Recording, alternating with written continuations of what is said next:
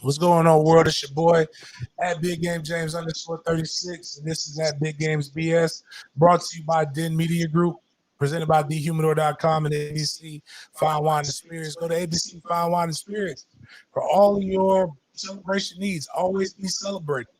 That's one of the things that we like to do. All my tailgates, we buy our liquor from ABC Fine Wine and Spirits. People are like, how do you have so much alcohol at this? Because we get great deals. And it's not just me getting a great deal because I'm with the media group. You could get the same great deal. It's just because they have very, very low price spirits. That's where I get my game day vodka from. Shout out to my guy Chris with Sporadics and Game Day Vodka. It's actually pretty damn good vodka. Like we would only have Game Day vodka at Big Game Sundays. You can go get those from ABC Fine Wine and Spirits. See how that works? People in liquor companies. You see how easy that rolled off my tongue? That's why you should. That's why you should sponsor the tailgates. You should do that. Get good. I'm telling people to go to ABC to buy your shit. That's how this works. Inside the world's greatest cigar lounge, Goodfellas. It's like Cheers with a mob twist. Everybody knows your name. There's secure. It's the most secure, unsecure place on the planet. We security ourselves. You don't want to be the person to be found in the back of the retention pond. Can't confirm nor can I deny that this may or may not have happened to people. But people do get slapped a lot. Not me. Big Game's done with that shit. I'm not trying to slap any more individuals. But my business partner Scott is very proficient at slapping people. Great guy though. Terrible enemy. I can promise you that. Phenomenal person, terrible enemy. We have a hand roller event tonight. So Friday nights, we have Eric Carter and some guy who sings, Antonio, who sounds like me right now singing. But they play very, very good instruments. The music, we could probably ask for a little bit better. But Eric Carter band we playing. We got a guy who's going to be hand rolling, cool-ass Cuban dude, rolling cigars. Personally, they'll have the Goodfellas logo on it. Really, really good smoke. It'll be our house blend. We did this a year ago, sold out very, very quick, very, very early. So make sure you come check that out. I did talk about the tailgate that we're doing for spring game. Listen, man, we're trying to get over it. We're not really pushing it like we're going to push the one Labor Day. I want to have 100 people come through, vibes, straight vibes. We can have more, whatever, but listen, duck, tomahawk steak, shrimps, chicken, brisket, ribs, mac and cheese, baked beans, green beans. Probably gonna have something from Longhorn, some appetizers, chicken fingers, all kind of shit. If you are 36 degree member and up, at tailgate on this channel, your tailgate is free because you're already paying for it. If not though, and you just want to come, it's $30. All you can eat, all you can drink. Come vibe, meet former players. May have some current guys come through. Don't really know. You never know who you're going to see when you come through a Big Game tailgate, but it's going to be fun. I think CJ's planning something at I was about to say Yanni's, but it's not Yanni's. What's the pool table, the pool hall? CJ's planning something that's Gali's. And actually, if you really think about it, if you come to my tailgates, you don't even have to push that one right there, Miles. Go on to the Meg Thee Stallion one because that's what we got to see. If you come to my tailgates, more than likely you're going to see a combination of this sound and a combination of somebody who's going to walk in looking like this. Tons of talent at my tailgates, fine women, but also old heads talking like old heads talk. Might even be me. But you go ahead and push that Playboy Meg Thee Stallion, boy. Oof, I call that a strike. I don't know. That motherfucker walked in there, and every man in the building, that motherfucker had a walk on her, goddamn. Woo! I told her, I said, baby, I drank your bath water. That motherfucker walked in. Yeah, it's gonna be somebody who looks like that at my tailgate, and there's gonna be an old black man that's gonna talk just like that at my tailgate. That's what makes it beautiful. It's like a family reunion. You're gonna hear people say, "What up? That's you, nephew?" Code, black code. If the old black man, which I'm starting to become one, I'm not there yet. I'm at I guess I'm at unk status for some of them. In the 80s, I would be old. But like in this new generation, I'm like on the cusp. But if a black man doesn't say, yo, that's your nephew, I'm telling you that means your girlfriend's ugly. And nobody wants them. It's kind of like there was this thing going on. If a man says you're a lucky man, that's the most polite way of saying I would fuck your wife if you weren't here. If that's your nephew is the most polite way that a family member can tell you that if I didn't identify her with you, I would take her. I can't even see that. I gave away. I gave away 4 free tickets to Sporadic members last night, and Jeff Hill won a signed Mike Norvell. Oh, well, that is. I mean, that shit. This is his. If he wasn't like Chris has just as much right to lose money on this as I do. I'm just messing with you. We really, the biggest thing is we want people to come enjoy themselves. We actually got this thing almost sold up, so marketed that we might end up just, making it donations based. If we get to some of the deals that we have in line, it may end up being that. But it's a great time, fantastic time. Appreciate everybody with the support. Come check out the tailgate. It's going to do 3 things, and I've always preached this. It's going to strengthen your relationship if you're in one. It's going to cause you to break up if you're in one. Or you may find somebody else that could be the love of your life. All of those things are possible at a Big Games tailgate. Now, this is just the surplus one that you can put up there. This is just something that I looked at, and I just thought I agree with it. Plus, Surplus is one of my favorite podcast hosts. They have a podcast called NWO Podcast. House Words with Opinions. They talk about everything. Plus is a comedian. And R&B music has been quite crappy for some time. He said R&B ain't going to be shit again until y'all let the fat, ugly, and or blind people back in. Pretty people don't know the blues. And that's true. Or cocaine. Like good hard drug. Not this Percocet shit that y'all doing. But like the good stuff. Heroin. Cocaine. Like, think about Casey. Casey and JoJo were dark skinned. Well, JoJo wasn't. Casey was dark, ugly, and on crack. But man, was them Jodeci albums slapping. Again, we need to get back to an era where a man could sing the panties off. It didn't have to pay, $30 to get a fucking conversation with a chick. You could just sing in 5-part harmony.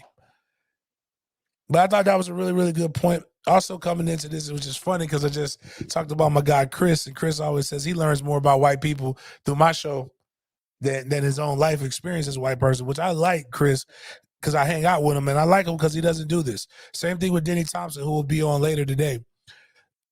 I haven't, social media, okay, they got me. Social media should be banned.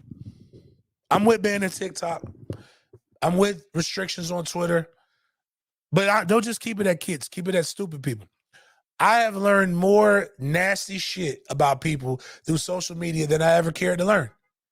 And just push this right here, because it's women, which is supposed to be the fairer sex. It's just nasty. I'm going to expose myself because I feel like this is really weird that I do this, and I don't know if other people do this, but I don't always wash my hands after I pee, especially if I'm in my own house, right? Like I know how to pee in a way that doesn't make a mess on myself. Ew, sorry. But anyway, I do this thing where if I have guests over and like I go to pee, like I'll turn my sink on and like pretend to wash my hands and like kill some time so that they think that I have washed my hands. Wash your hands. But I haven't. So I actually go through the process of actually wasting both water and time just to. I just don't believe that people should not bathe for days. And people should, when you use the bathroom, you should wash your hands. This is how, like, they, as a history major, like, you realize that this is how the bubonic plague spread. Like, they said if they just washed their hands and bathed, it wouldn't have had, the Black Plague wouldn't have spread.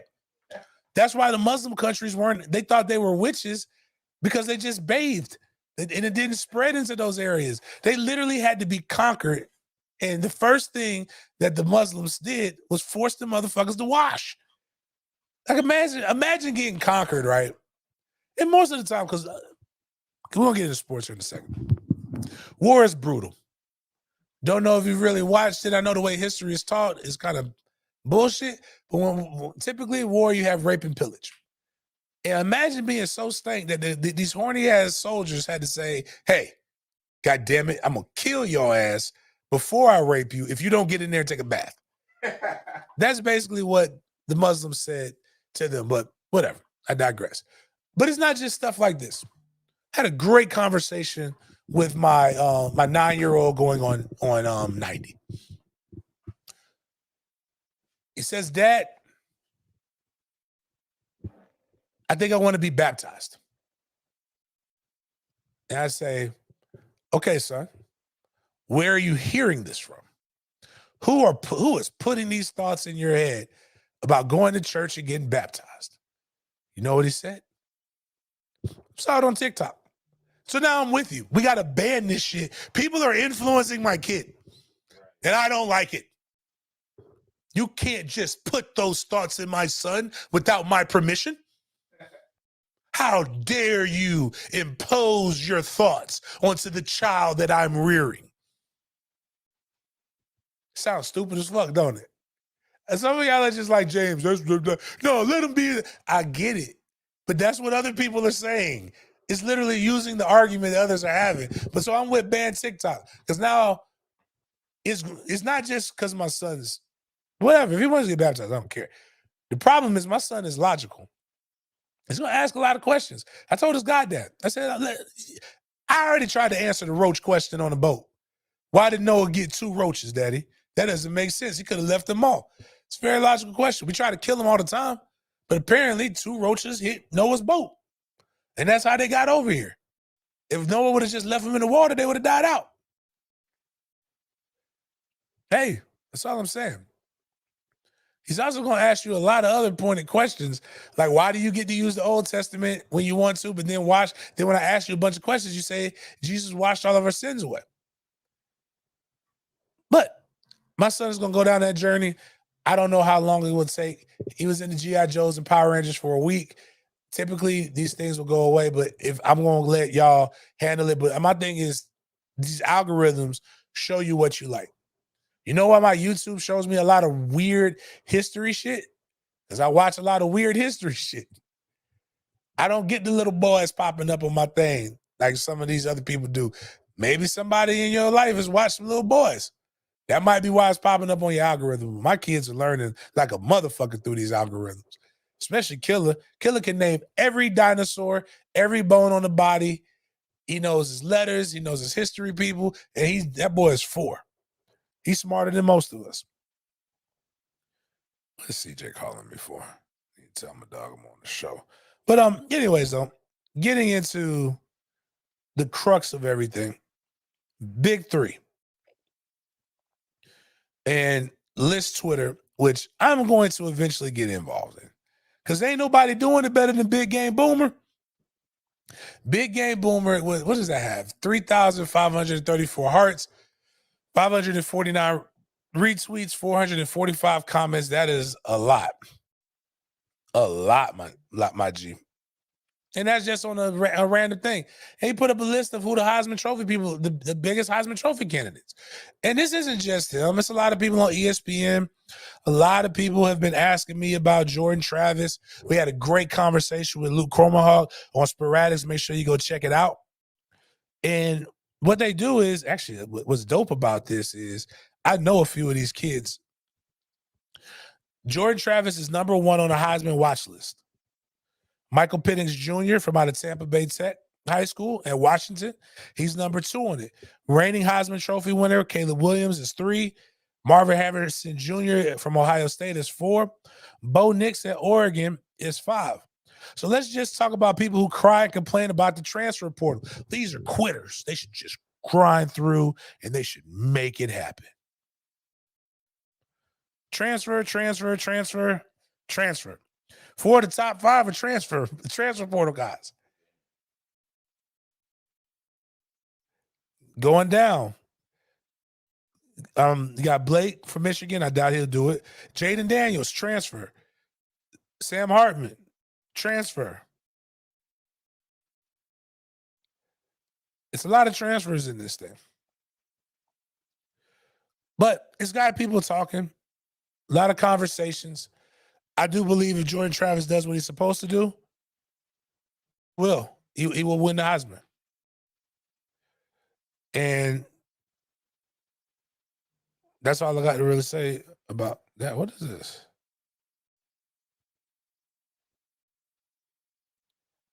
Oh, boosters hit me up. I don't know why.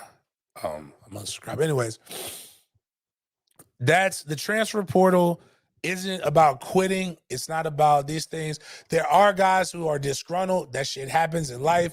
Most of y'all, again, treat these athletes the same way that you treat your everyday lives. Show of hands, how many people right now are going to be are going to stay on their job for the next 30 years? Oh God. That's what the old generation did. They had like little things that they gave you. Like if you got 10 years, they gave you something. Like 25 years, you get like a watch or some shit like that. You get like a whole bunch of different things. That's what the old generation did. Most of the people judging these kids are on job 7 in 8 years. Talking about kids in the transfer portal. You just got to learn how to stick it and ride it out, right? Fuck out of here, man. Unless you work for the state. Yeah. Most people are, and I'm saying this not to be, you have to hear me in what I say.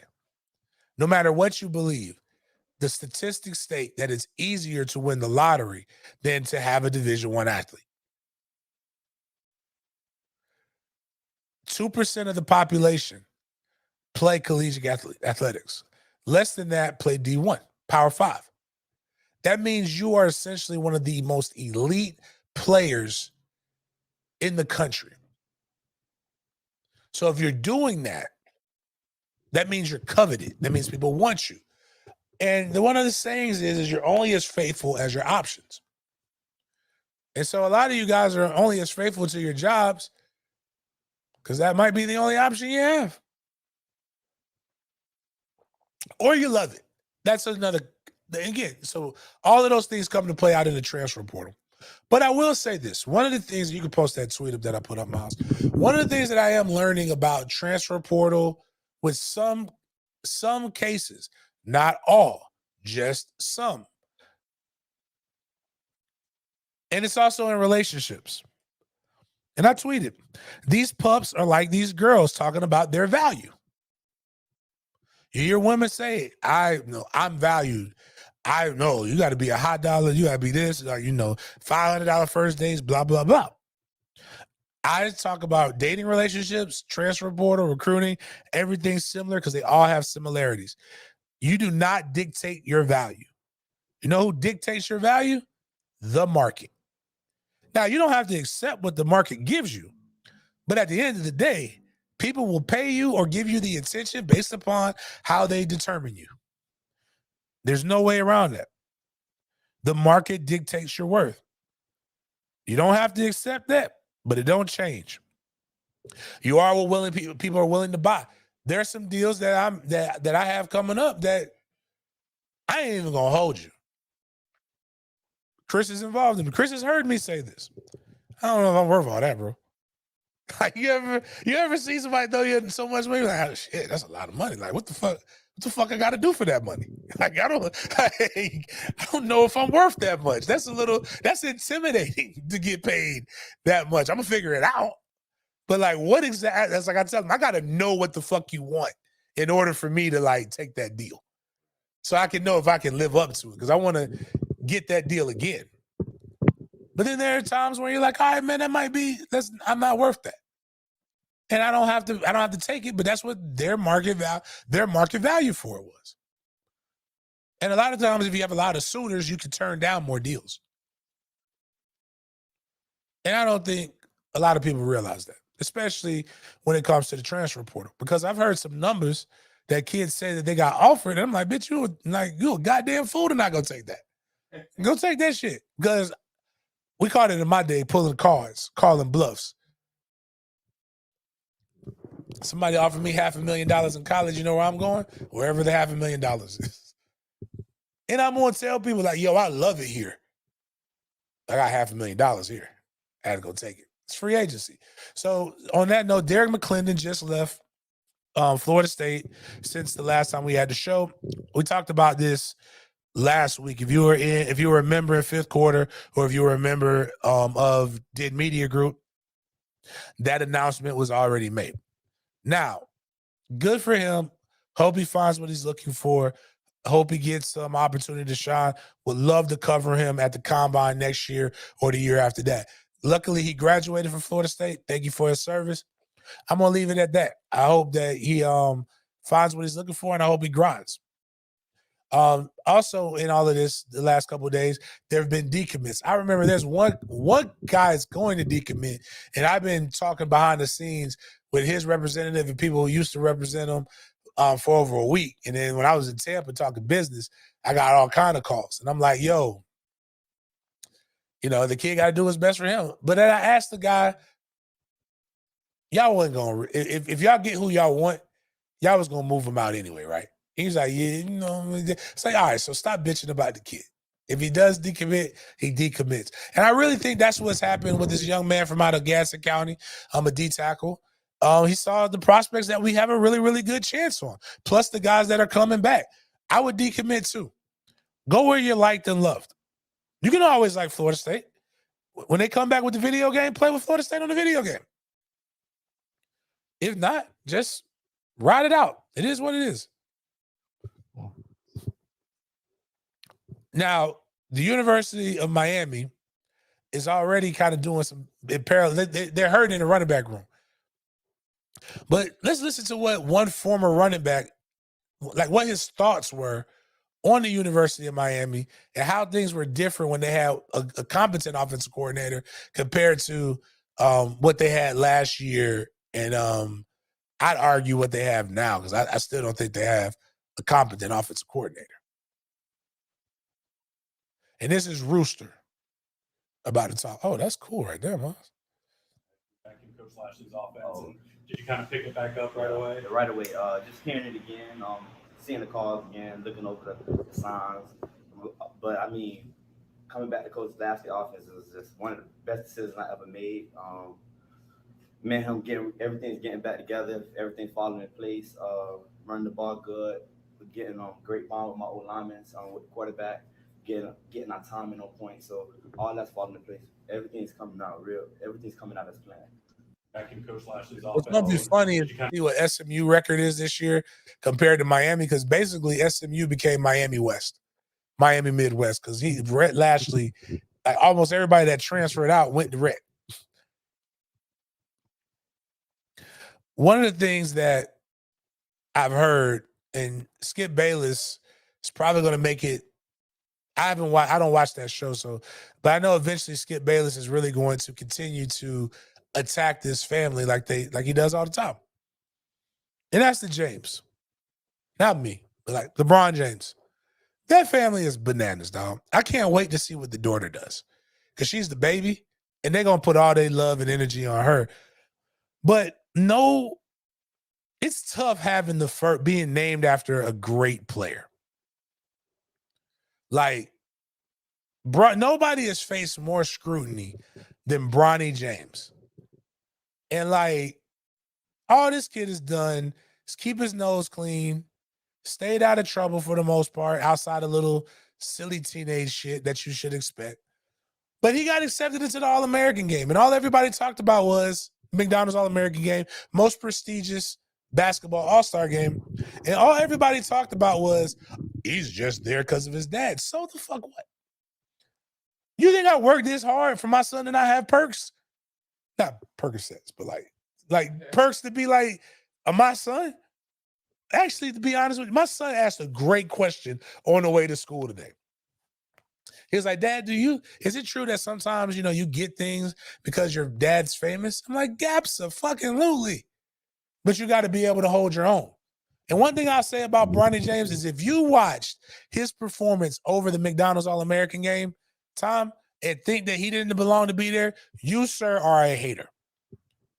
And it's a shame that you have to hate on a little boy.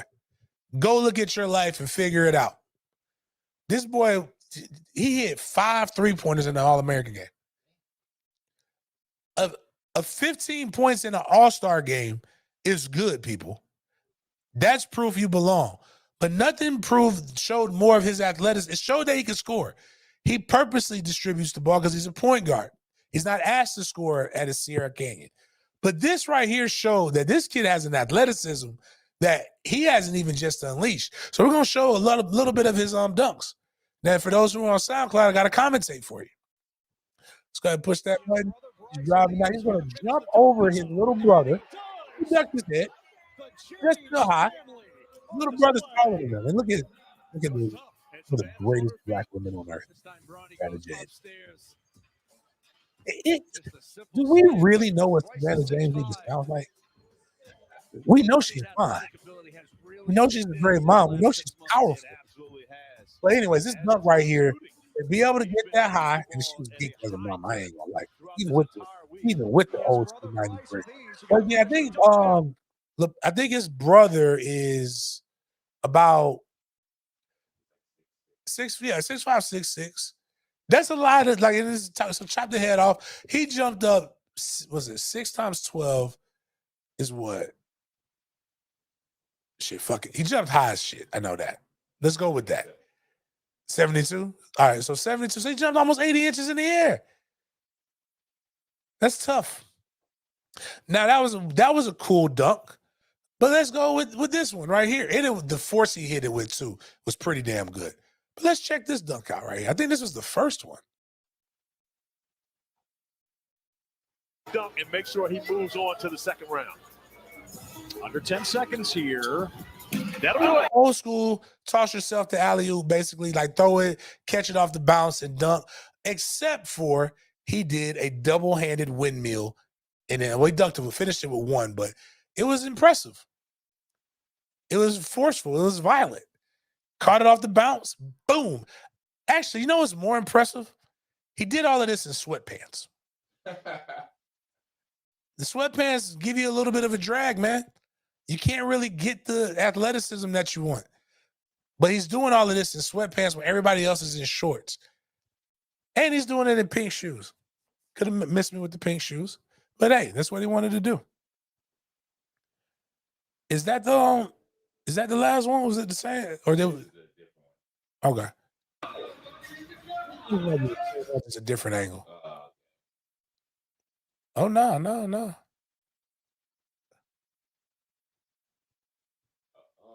He went behind the back. Okay, yeah. So I'm just like, okay, can we, as a family, can we at least admit that that's athletic as shit?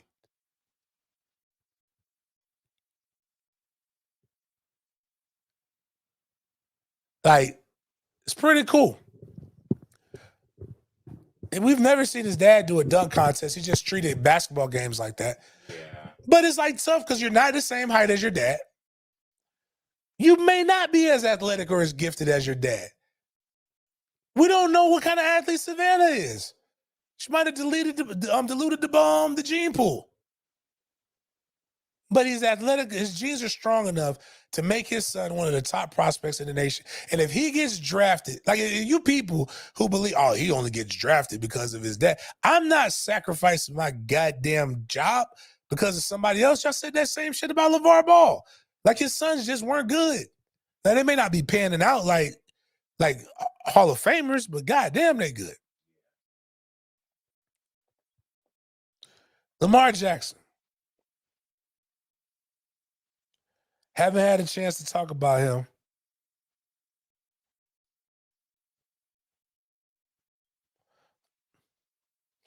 Haven't had a chance to talk about him the last couple of days because a lot of shit's going on.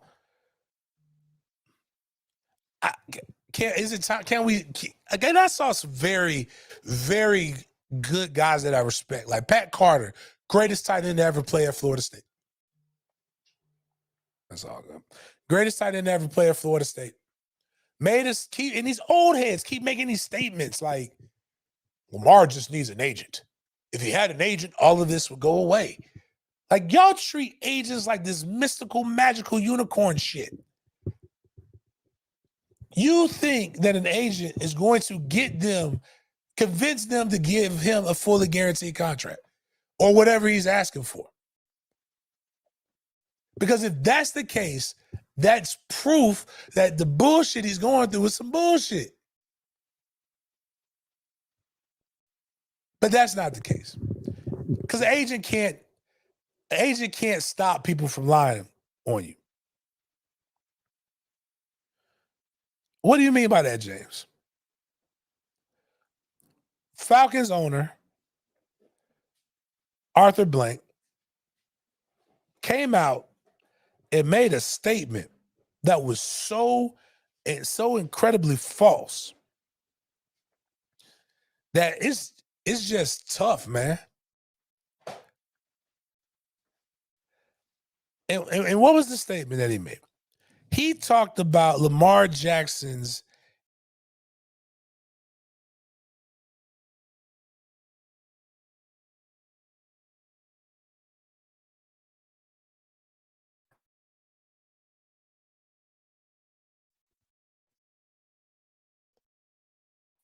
Lamar Jackson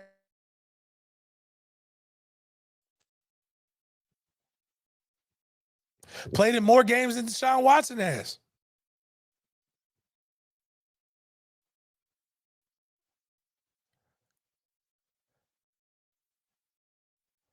The Ravens don't have a player that's been completely healthy the last 5 seasons. Actually, if you remember when we went through the grades of every NFL team, remember which team had the people complaining the most? The Baltimore Ravens were complaining about their med staff and their strength and conditioning and how guys got hurt. Yet this man completely fixed with all that.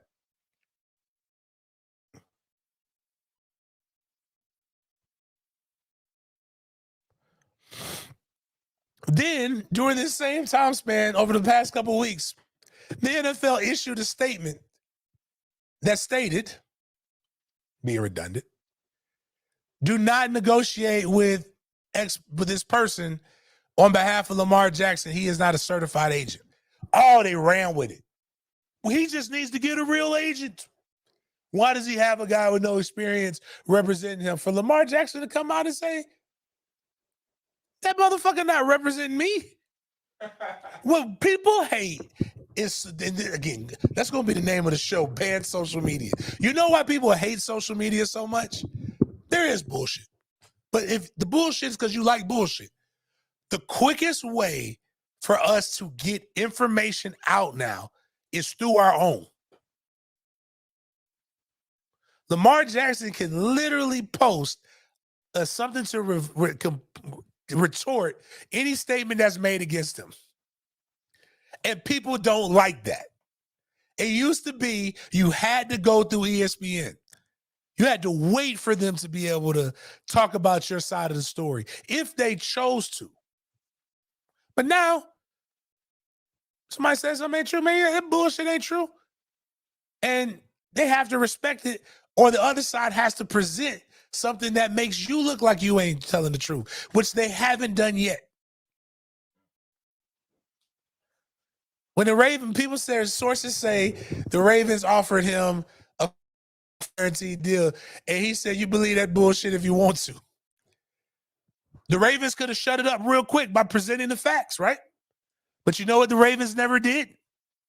Present a fact.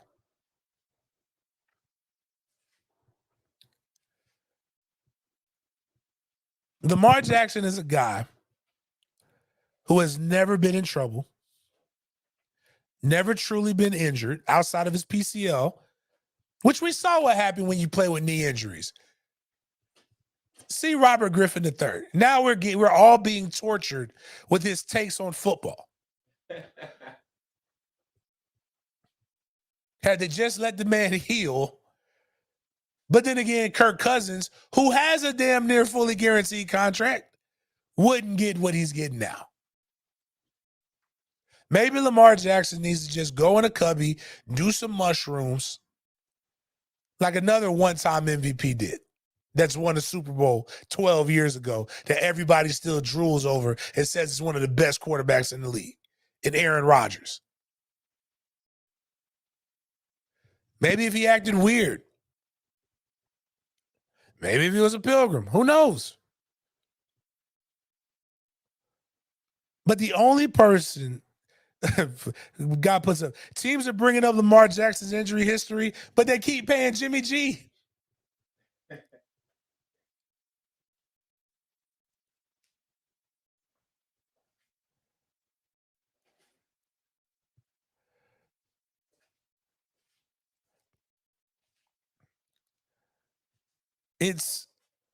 It's crazy. And what's wild is Lamar Jackson. Actually, let's look at this. Lamar Jackson missed one game with an ankle injury as a freshman at Louisville. Patella strain, October 7th, 2020, missed that. 2021, 2021, 2020. So missed 4 games because of that. Deshaun Watson tore his ACL once, finger fracture, clavicle, LCL, another ACL tear, lower back lumbar, real injuries. But he's guaranteed the contract, and he's also quite literally, well, I don't want to say that because we just know he likes to do weird stuff with massage therapists.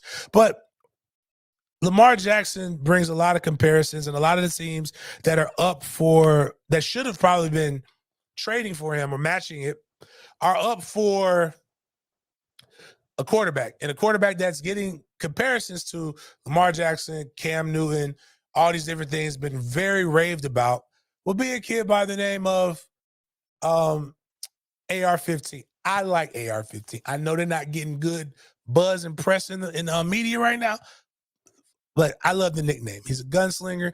The kid has a powerful arm. He's doing a lot of stuff, and I want to talk about him. I like the kid. I hate the school he went to, but I like the kid, and I know a guy who just was down there. No matter what kind of name about Anthony Richardson's pro day from the guy who basically orchestrated this pro day, and that be Denny _Thompson, part of 6 Points Training Academy. What up, Denny? What's up, my man? Oh, is this safe? Are you in a did you get a new Hey, I'm pulling over right now. I just left the field. It's a thing up, Miles. I can't hear him. My bad. Did you get a new car? Nah, it's a Jeep, bro. Oh, okay. And when I see the tan seats, the first thing I'm like, okay, he done got snazzy. We got one of them Land Rovers or Range Rovers and one of them sexy cars or something. Well, there's 2 things I don't have. I don't have time or money to do that. Well, I believe one. one of them I believe. And 2, if you don't have the other one, it's probably going to change soon if this young man is a top 10 pick, which he's projected all over the place with it. But how is Anthony doing? How's the training been going up to this point? No, it was good. It was, this, man. You did this forever. It's like that combine grind is different. And then once you get done with that combine, you can kind of let off the gas a little bit, and we did, especially with the sprint work and all of the combine stuff, and so Tom and Torque and the guys did a great job with that. But the last couple of weeks, we've just really worked on football stuff, right? It's okay, movement patterns, drops. Let's keep the mechanics where we need to get them. There's still a couple things that we're working through that we continue to work through. And then the last 5 or 6 days was down in Gainesville with his guys, getting the script done and finding out what he likes to throw and what he wanted to show. And so it was fun. I mean, the whole week was a good time. University of Florida was good to us. And then yesterday, I thought he was, really, really good yesterday. And I thought the best part of yesterday, which I haven't watched the TV program of it, but before he threw, he was kind of at the end of the field just warming up, and some of the stuff he did down there, it's just there's not many people that can do. And so I thought it went pretty well by design, but also just kind of on the fly yesterday with how everything went. So it was cool and it was fun, and I couldn't be happier for him, man. Pull up that the last football clip, Miles, not Stephen A. Smith. I'm gonna tell you what my favorite. Yeah, this one right here. And hopefully, I think you should be able to see this, Denny, when we put this up. All right. Can you see that? Yep. All right. I don't know anything about all the other stuff. I just Mhm. like the end, but I want you to break down all of it, including the end, if you push play on that mouse, because I want to know why you do something like this in this drill. Okay.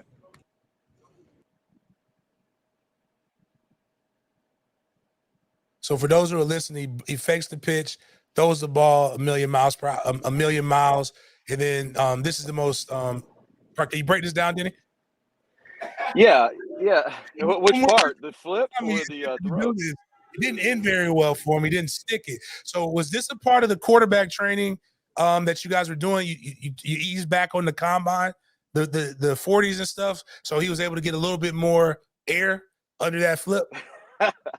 Yeah, listen, I had no idea that was coming. The play, though, interestingly enough, that was the last one, and we didn't put that in until what's today? Friday. Yesterday was, so we didn't put that in until Wednesday.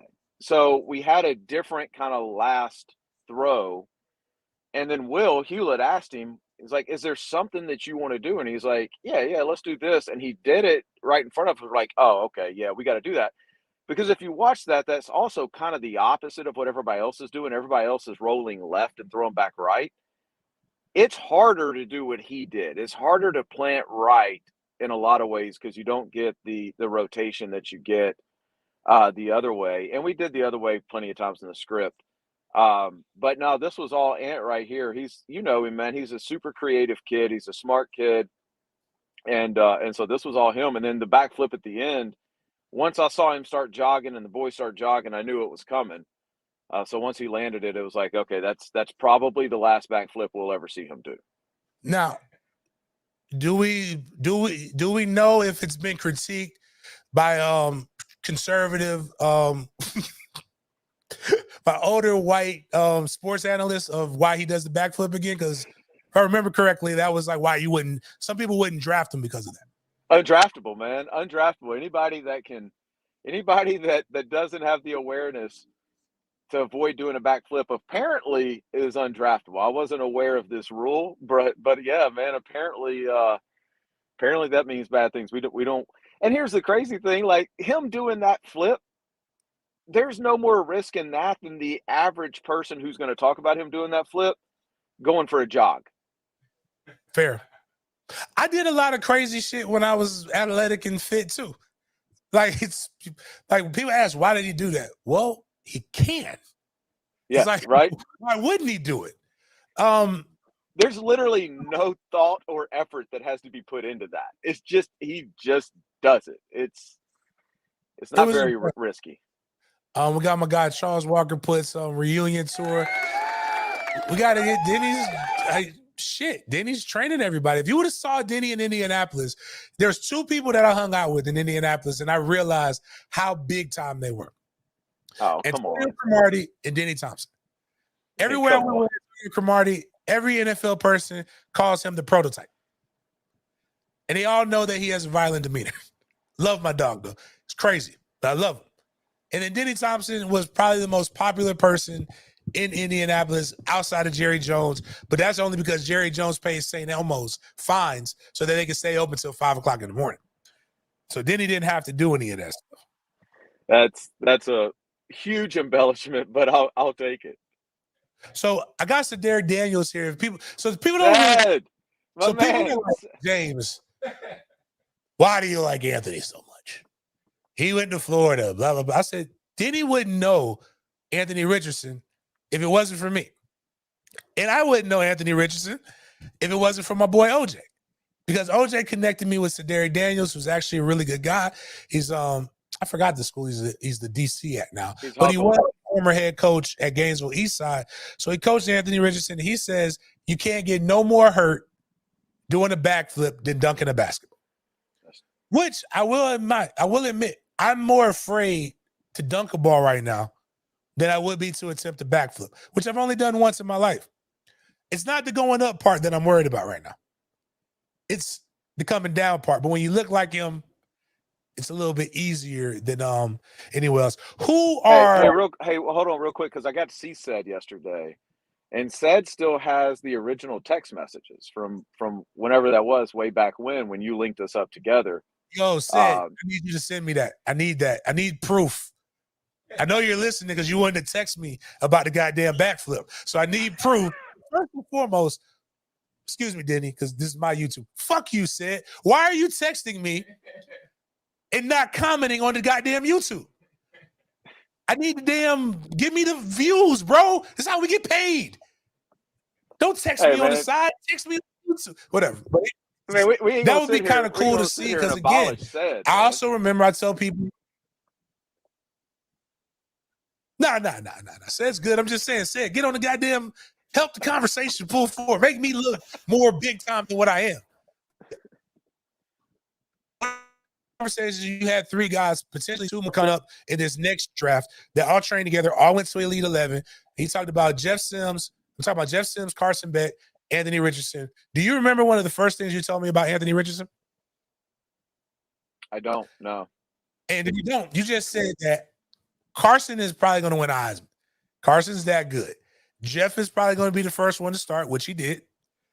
And then you said, but Anthony has the most potential and the highest ceiling of anybody I've ever trained. He's just basically he's a pound of clay. You can mold him into anything that you want to. Do you see those same characteristics still? And is this why he's getting a lot of the buzz that he's getting with the NFL coaches? Yeah, I think it's really kind of interesting right now, James, because people are just kind of putting it all together that this dude is 20 years old. And so you start looking at guys, and it's not no knock, it's just the truth. Like Will Levis is what, 24? Hendon Hooker's 26. I think the other guys are 22, 23. And so you're taking a 20-year-old and you got 2 years before he's even at the age that most people are drafted. But yet physically, he's probably the most mature of all of them. So I think there's the NFL sees that, something that most people didn't talk about, but the NFL has been. And so, yeah, I mean, the ceiling is, I don't think anybody knows what the ceiling is. He does something one day that makes you think, dang, I haven't seen anybody else outside of Patrick Mahomes do that. And then he does something else the other day. It's like, man, that's very Josh Allen-esque. And it's like, this just keeps happening. And so I think he's still trying to find like what that game looks like for him. But in the meantime, it's really freaking explosive and it looks really easy. And I don't really think it's any different than what any of us do with any job that we ever have. It's like you grow, right? You grow, you find out what you're good at. You find out the things to avoid. You find out what your sequence and the rhythm you're going to operate in is. And he's 20 years old. He's still learning that. And so football is the only thing, college football to the NFL is the only thing where we take a 20-year-old and we say he is what he is. It's like if somebody would have done that to me when I was 20, like what am I, right? There's growth, there's just growing up, I guess is what I'm getting to. And so I think that's the buzz. The buzz is like, this dude's really freaking good now, but my gosh, what's he going to be when he's 22 years old and has played 2 seasons or has gotten more snaps? That's what I'm most excited about. I think it's going to be hard for any team to look at him and draw a comparable or even to just say, yeah, I'm going to take somebody else over him. I just think he's that good and he's still that raw. So a lot of teams are talking about, a lot of pundits, a lot of people are saying that he was meeting with different teams. I know you've been to a dinner. Can you just describe what it's like going to a dinner with a team just so we can get some behind the scenes? Like or just what the vibe is like. Yeah, no, I'm glad you asked that because I think it's a lot different than what people think. It's not like those things are not the stupid questions or anything like that. It's just literally getting to know each other. I mean, you're as a player, you're getting ready to pick up your whole life and move somewhere, and basically play for a set of coaches who are there now. And then as an organization, you're getting ready to invest what, 30, 40, $50 million into a 20-year-old. And so I think those things really, truly are, I don't think I know, they are just people getting to know each other, talking about systems, talking about what they run, what they like to do, but more importantly, just who they are, how they like to operate. And it's, I think it's cool for him, and it's been cool for me as well, to just these people that you watch your whole life, getting to kind of hear their thoughts on life and the way they approach each and every day professionally. and trying to get that to match up and trying to get, hey, does everybody fit? It doesn't need to be forced, right? Because if it's forced, that's not going to work. But does everybody just vibe together? And you've talked to Anthony enough that you know that it's pretty hard not to get along with Anthony. Very cool kid. Love the interviews that he's been doing. Shows a completely different different part of his personality. Like I told him, he did a really good job at the combine as far as talking, coming off confident, but not coming off overly confident, which is crazy that you even have to do this. Miles, let's find some more of these videos too, because there's one I do want to ask Denny about. Because for the first time, I think in the history of at least me being in sports, which is my entire life, we saw that one. That's the backflip. We saw two quarterbacks do the same exact thing. And I think we got the video, but I'm going to tell you what I'm talking about. One quarterback got called inaccurate and out of control. The other one said that's a show of his arm strength and the different things. And that be Will let hit the ceiling with the hit the roof, I guess, with their throws. Can you guess which one was called inaccurate and which one was called explosive? I'm not playing this game. No, what I'm saying is what's crazy is the guy put that the white quarterback was the one being discriminated against and pushing the narrative. It was crazy. I thought Ant would have been the guy. Like they would have said that. But I saw a noted quarterback trainer, like yourself. We both know this guy. Quincy Avery said it was probably planned. Was it planned to say, Anthony, we need you on throw 35 to hit the roof? No. We knew it could happen. We knew that there was a high probability that it could happen, and we left it in the script, but it wasn't one of those things where it's like, we're putting this in there to hit the roof. Now, with that being said, if Anthony did it on purpose, I didn't know it was coming. But we talked about it during the week. It was close all week, and he was trying to keep it lower. And so when that play come up on the script, it was like, okay, it could happen here. And then just kind of the flow of the moment, I'm sitting back there like, I kind of hope it does. And it did. And I think it was, perfect. What's crazy about this ball, James, I think he caught this ball better than he thought he caught anything else. If it wouldn't have hit the roof, this thing may have gone 80 yards. So what was he throwing? Was it just a go route? Yeah. Okay. Just a go route to Justin.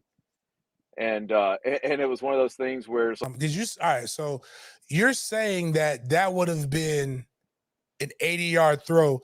What I want people who are watching this to just see, like, damn, this guy just has an incredible amount of talent and it's too easy. No, it's not. It's amazing to watch. I wouldn't call it frustration at all. It is. That's why I tell people all the time, and we got so many congratulations since the combine. And this is like, I don't know what his look like, because it looks like when he threw it, the ball came back to him. It did. It hit it that hard. Yeah. So I think but Steve Smith, who probably gave him some of the best accolades, and I want you to listen to this and just give me your thoughts on what he said. But you know how Steve talks. So like it's a compliment, but sometimes you're not sure if it's a compliment. But it is a compliment. I think this is a compliment. Problem with that statement and the problem with all of that is how long and how much is going to cost you, but how it take for him to develop into that Corvette, into that beautiful, extravagant house that you're expecting it to be. What happens if it takes 5 years, right? Is he a kid that you want him to play tomorrow? I don't believe he's ready to play tomorrow, not because he can't.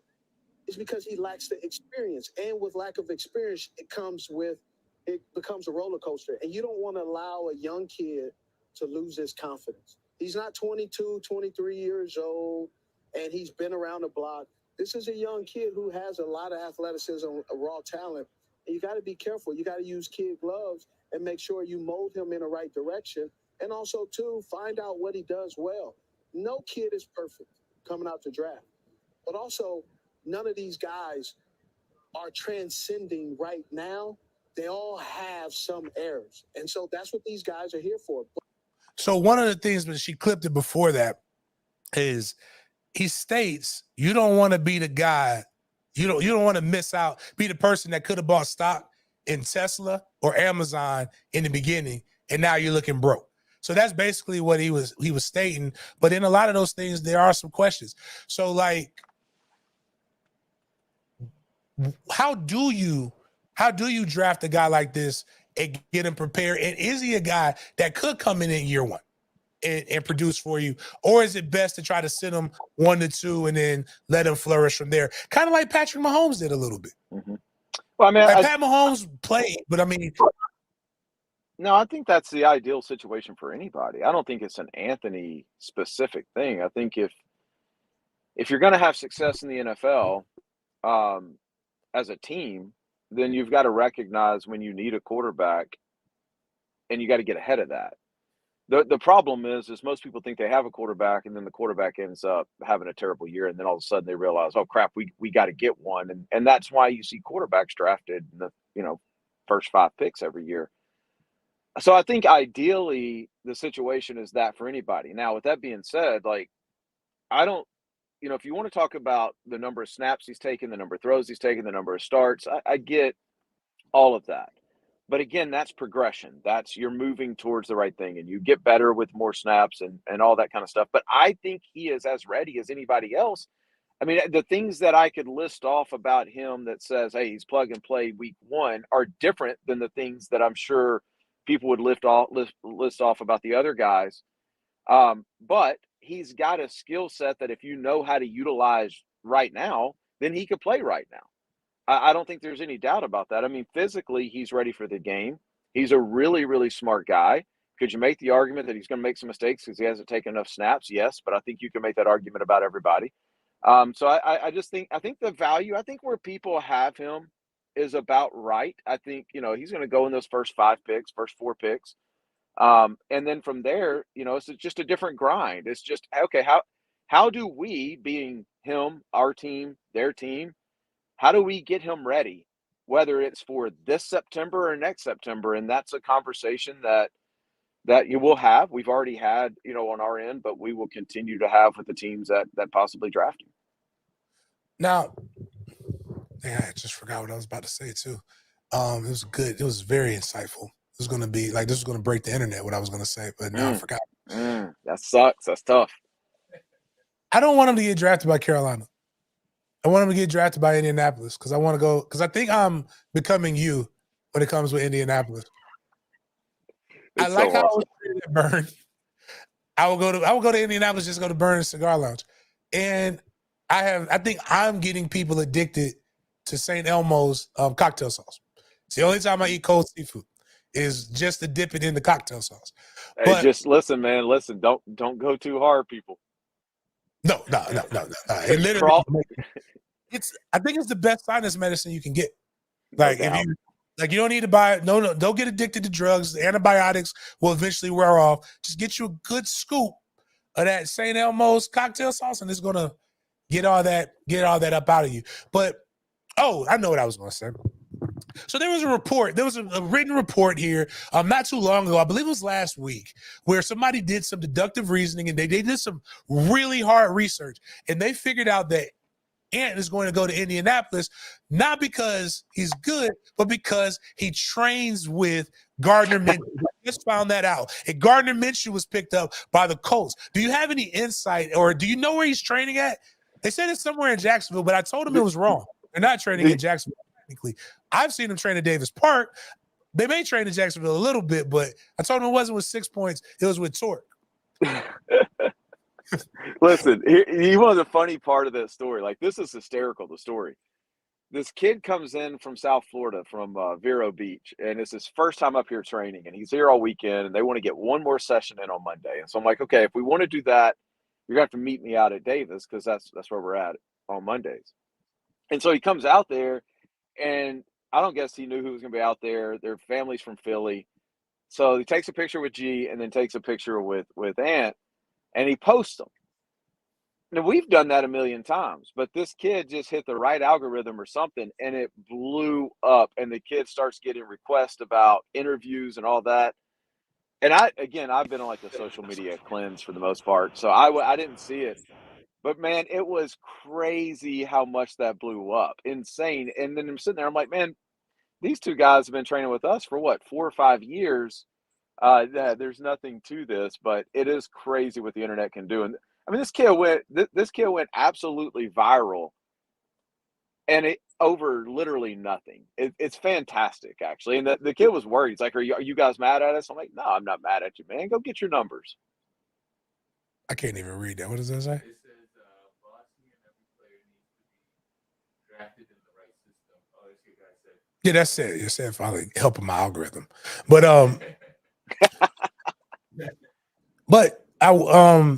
so Carolina, Houston, Indy, Vegas.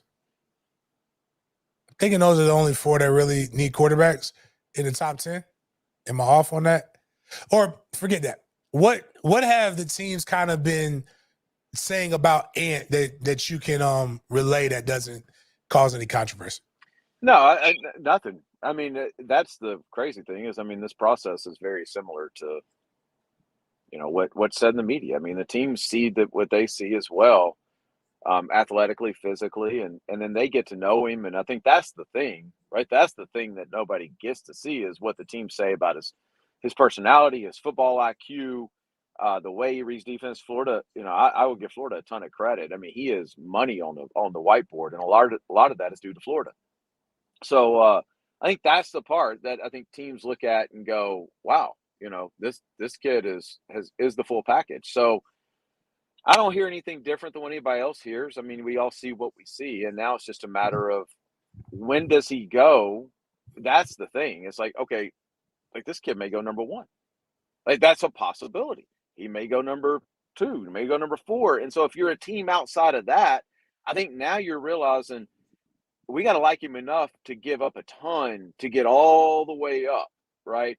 And so I think there's a lot of teams right now just trying to figure that out. Like, where do they have him graded, and is he something that they're willing to give up, a lot to get up for? Because everybody's going to know who they're coming up for, right? I mean, that's the thing. If he's not pick 1, then we pretty much know what pick 1 and pick 2 are. Now it's going to get interesting at 3. But we'll see. I mean, obviously, I'm still holding out hope for 1, and it's just a waiting game at this point. Even though I do like Carolina, I won't get a chance. I've been getting practice over the last few years covering the Jags with Derrick Henry being with the Titans and having to talk about somebody that you like or that you kind of know. So having them in Indianapolis would be great. It'll give me some, if I ever want to poke fun at the Jags fan base, I can just make them mad by saying, something really good about Ant. You know how Jags fan base. Man. Listen, it's going to be a tough year for me. I mean, I'm in Jacksonville. We're now working with Malik Willis. We just started working with Malik this year. He's in Tennessee. Gardner's in Indianapolis, right? So it's like I don't really, I don't know. I guess my fandom, college, pro, all of it has kind of gone away, man. And you saw that happen in the last couple of years. I'm pulling for people now. I'm pulling for coaches I like, good guys, and then our guys. It happened. So wherever he ends up, he ends up. We're just like, how can you? I was like, well, I mean, this kid paid my bills. Like, it's different. I was like, I helped make this kid really, really good. So, like, why wouldn't I cheer for this person? I might not wear the shirt, but I mean, like I told you about when FSU played Florida, that last game, I really, really wanted to get a picture with Ant. I wanted to go over, but I felt so bad, good at the same time. But I felt bad because I saw a kid that I really, really liked in this last game lose, and it wasn't all his fault. And he fought very, very hard. Last thing, and I know you got to go work and train, probably another first-round pick. But I actually am about to train somebody who will be in the news shortly for a commitment. I will tell you that. Oh, if it's who I'm thinking about, his dad better answer my link. But it's not. Okay, because he's about this was crazy, about 6 points drafted guys, right? And then almost every school that you want, there's probably going to be somebody committing there. I also talked to Luke yesterday on Sporadic's podcast, and I absolutely love Luke. Luke is dope. He's a dude, man. We're Love going to be doing this in 4 years with Luke. I have zero doubt about that. The only difference is I'll actually get to like interview Luke. Yeah. Yeah. Because Pops will probably be like, nah, James is going to interview Luke. Said couldn't give me the goddamn interview. I'm going to blame Said. I'm not going to blame you. I'm going to blame Said for not. Blame me, man. Hey, I know my lane. And listen, that's the one thing I learned through this process is it takes a whole freaking team, man. And that's not my lane. Without a doubt. But what I was going to say is a lot of people have been asking for us to try to do some more stuff on that. On that thread, the reason why I found out about it, somebody added me, and literally everybody under the article said, if you listen to the best show that was on 1010XL, the Sports Den, you would have been known this shit. It was like 10 people commented under that, and they're like, and then I said something like, well, yeah, when are you and Denny getting back together? I'm like, Denny is everywhere. And hey, I'm going to admit something, though, James. Like, on the way, because I drove back and forth to Gainesville every day this week. I didn't stay there. And so one day, I was like, what do I want to listen to? I've caught up on all the podcasts. So I went back and listened to, like, old Sports Den podcasts. Bro, I didn't realize at the time that was dope. Man, we had a damn good show. It's entertaining now. It's still, and we got away with saying a lot of, I will never. We did. Yeah, I go. Call it Odell Beckham a fairy on live radio. Would probably get me canceled right now. Like, I don't want them. They're the only people I'm afraid of is the consonants. I don't want no smoke from them. Anybody else can come at me, but I don't want no smoke from them. I'm trying to find the Jalen Ramsey barbecue sauce. I can get that for you. I can get that for you. Okay, yeah, if you can get that from me, because I think Jalen missed a great opportunity. We need to get David to like literally get my guy some barbecue sauce. I can get cheese to make it, and he can just slap his name on it. But sweet and sassy barbecue sauce would really sell off the shelves right now with him being down in Miami. Absolutely. Yeah. Anyways, man, appreciate you coming on and talking about man. Richardson, guys. That's at Denny_Thompson on Twitter, at 6 Points Jacks, quarterback whisperer, guru extraordinaire. You hear who he's training in the pros. He doesn't have enough time to take an entire show to talk about who all he's training that's going to college currently. And just stay tuned for 6 Points and the more things that they have coming out of there. Appreciate you, Denny.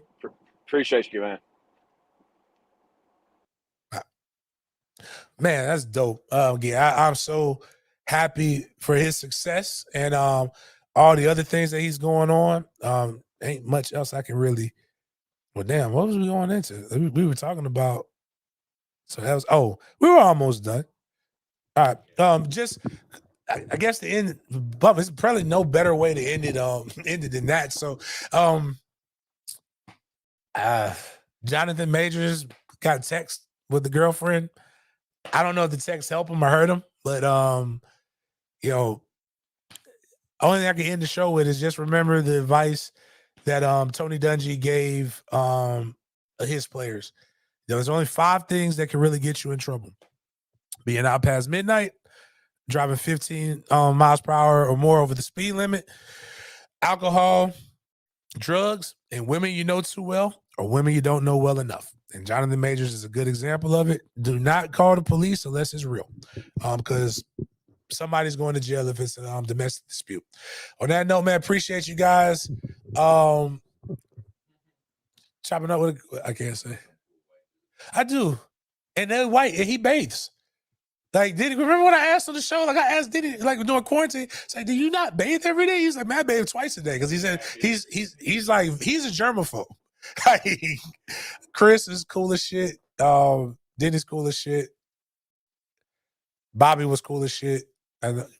No, not Bobby. Bobby Bowden. But Bobby Brown. Bobby is doing good, though. I'm glad about it. I think Bobby Brown. Go follow Bobby Brown. Damn, what is his real name? No, I'm saying his app. It used to be at maybe Bobby, but I think he changed it. Anyways, Bobby Brown Jr. is the comedian. He was like one of my sons, brought him under my wing. Writer's Block Podcast. Go follow Writer's Block Podcast. Good young man, good comedy. He's like a lot like AR. Don't know what the fuck he's doing with himself right now, but he's in his early 20s, so you're not supposed to know. And it's weird because social media makes you believe that 20-somethings are supposed to know what the fuck they're doing. None of us know what we're doing. Hey, one day, and I learned this from Anthony Bourdain, one of my favorite people, a guy who I want to do a lot of sports things like he did with food. He was like, I was 40 years old, didn't know what I was doing, wrote an obnoxious article that turned into a book, and the next thing you know, I'm traveling the world eating with friends. My key to all of you guys is be bold, be unapologetic, but most importantly, be yourself. That'll get you drafted high, that'll get you success. But bigger than that, you'll love it. Appreciate you guys chopping it up with me. Have a great weekend. We'll see you guys next week.